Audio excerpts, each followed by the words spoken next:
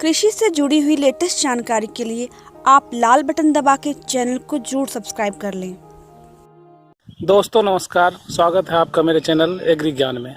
तो आज एग्री ज्ञान की चर्चा में हम बात करेंगे सॉइल सोलराइजेशन की।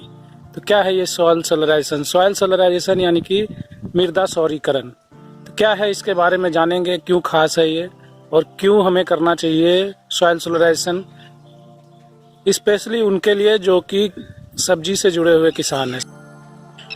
तो सॉइल सोलराइजेशन की शुरुआत जो है अमेरिका से हुई थी। अमेरिका का यूनिवर्सिटी ऑफ कैलिफोर्निया, वहाँ से शुरुआत हुई थी 1976 के दशक में, और 1980 के बाद इसे प्रचलन में लाया गया और काफ़ी जगहों पे इसे यूज करने लगा। धीरे धीरे करके ये अपने देश भारत में भी आ चुकी है और लोग इसको इस्तेमाल में भी ला रहे हैं। कई बड़े बड़े जो रिसर्च ऑर्गेनाइजेशन है, शोध संस्थान है, वो इनको हमेशा यूज करते हैं। खास करके बरसात की नर्सरी जो भी लगाते हैं फसल की, जैसे टमाटर हो गए, मिर्च हो गए, बैंगन के हो गए, या और भी कोई फसल है जिनको उन्हें बरसात के समय में लेना है, तो उसके लिए लगाते हैं।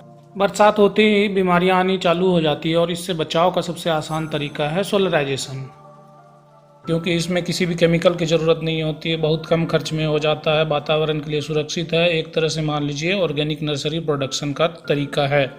अगर आप दूसरे केमिकल्स डालते हैं तो वो आपके बीज और जो आपके किसानी का खर्च है उसको बढ़ाने का ही कार्य करते हैं और कम करने का कोई भी तरीका नहीं है। तो आइए जानते हैं कि इसको करते कैसे हैं। तो पहले क्या करेंगे कि हम जहाँ भी हमें नर्सरी लगानी है उस खेत का चयन करेंगे जो कि ऊंचे जगह पे होना चाहिए, क्योंकि बरसात के समय में अगर नर्सरी लगाते हैं तो वहाँ पे बारिश होने के बाद डूबने का खतरा रहता है। तो हम थोड़ी से ऊंचे खेत को ले लें जिसमें पानी का जमाव ना हो, और कोशिश करिए कि नर्सरी जब भी बनाइए तो आप ऊंचे बेड पे बनाइए, समांतर ज़मीन पे ना बनाइए, क्यारी बना करके ना बनाइए, ऊंचे बेड पे बनाएंगे तो आपको बहुत अच्छा रहेगा। उसके लिए क्या करना है, पहले जितने भी खरपतवार हैं उनको साफ़ कर लीजिए, फिर उसकी अच्छी से जुताई कर लीजिए, फिर उस जुताई करने के बाद आप एक बेड बना लीजिए। बेड बनाने के बाद उसको पानी से भिगो दीजिए, और पानी इतना डालिए कि लगभग 6 सेंटीमीटर अंदर तक पानी चला जाए।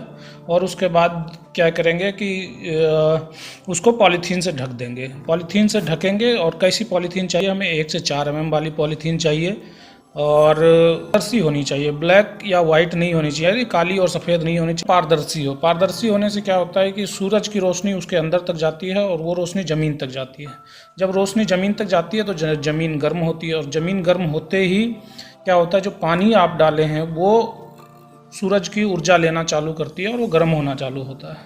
तो धीरे धीरे करके जो मिट्टी का जो अंदर जो गीली मिट्टी है उसका तापमान बढ़ना चालू होता है, और बढ़ते बढ़ते यहाँ तक कि 60 से 65 डिग्री तक भी पहुँच जाता है। 160 से 170 फ़ारेनहाइट तक, या 60 से 65 डिग्री तक तापमान उस मिट्टी का पहुँच जाता है। तो इस ढकने का जो अवधि होता है वो होता है 4 से 5 हफ्ते तक उसको ढका हुआ ही रहने दें। उसके बाद प्लास्टिक को हटा दें। तो इसमें क्या होता है कि ढके रहने, अगर 4 से 5 हफ्ते ढके रहते हैं तो उससे 30 सेंटीमीटर गहराई यानी लगभग 1 फुट गहराई तक जो भी मिट्टी जनित रोगों के कारक होते हैं वो समाप्त हो जाते हैं। मिट्टी जनित रोगों के कारक कौन कौन से होते हैं? वो होते हैं बैक्टीरिया यानी जीवाणु, फंगस यानी फफूंद, खरपतवार होते हैं, निमेटोड होते हैं, सूत्रकृमि जिसको बोलते हैं हम लोग, इंसेक्ट होते हैं यानी कीट पतंग होते हैं जिसके अंडे पड़े होते हैं ज़मीन में, तो इन सबों को नाश करता है। खरपतवार को रोकने में भी ये बहुत मदद करता है। अगर हम बात करें कि कब हमें करना है इसको, तो मई का महीना हमारे लिए सबसे अच्छा होता है, और पूरे मई के महीने में, अगर मई के शुरुआत में आप लगा दें इसके सॉइल सोलराइजेशन होने के लिए, तो आपका जून तक खेत भी तैयार हो जाएगा, और जून में बारिश होती ही आप नर्सरी लगा सकते हैं। और अगर खर्च की बात करें तो लगभग कितना खर्चा आएगा, तो छोटे एरिया में नर्सरी लगाने के लिए अगर आप सॉइल सोलराइजेशन करना चाहते हैं तो 500 से 1000 रुपये के खर्च में हो जाएगा।